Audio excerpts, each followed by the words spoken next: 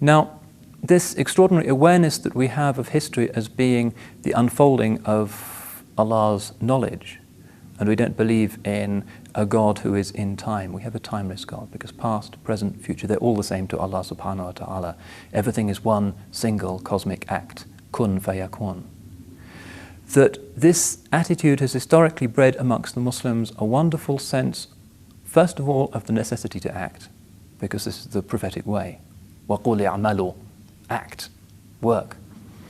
And on the other hand, a sense that everything that happens is good, because the purposes of Allah subhanahu wa ta'ala are good.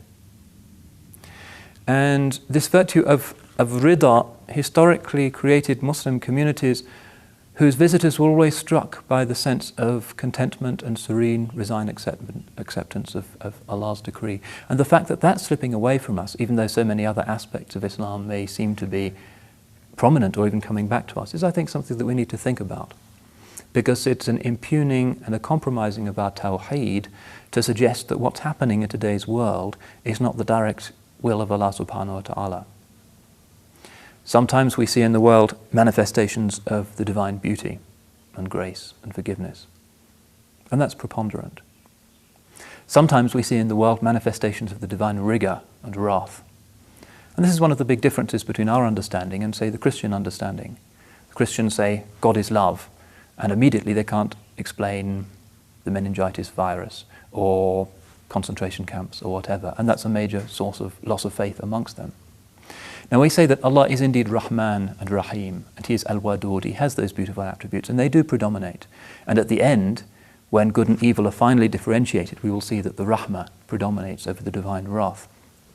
Nonetheless, we also believe that Allah is Al-Jabbar, the overwhelming, Al-Muntaqim, the avenger, the judge, Al-Hakam. And that's one reason why Islamic theology hangs together so well when confronted by the paradoxes of evil and suffering in the world, that we believe that the world is the endlessly subtle interaction of 99 names that include names of rigor as well as names of beauty. Which also means that the perfected human being, the Adamic human being, sometimes and predominantly manifests mercy and forgiveness, but sometimes can manifest rigor as well.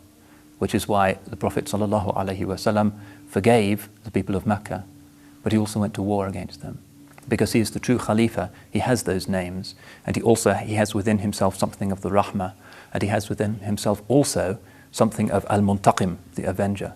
That the true representative of Allah subhanahu wa ta'ala on earth is not just the woolly-minded, kind, benevolent saint who always turns the other cheek, but sometimes has to uphold Allah's rule in the world through those names as well. And that's part of the completeness of Sayyidina Muhammad sallallahu alaihi wasallam, that in him we can see manifested, insofar as is possible for created mortal human beings, all of the names of Allah, not just the names of beauty and the names of mercy.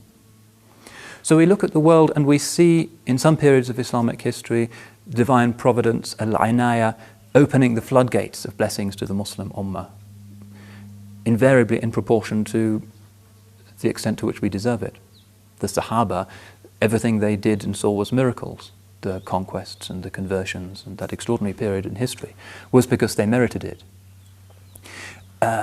And at other times of Islamic history, we see other names of Allah subhanahu wa ta'ala manifested, names of rigor.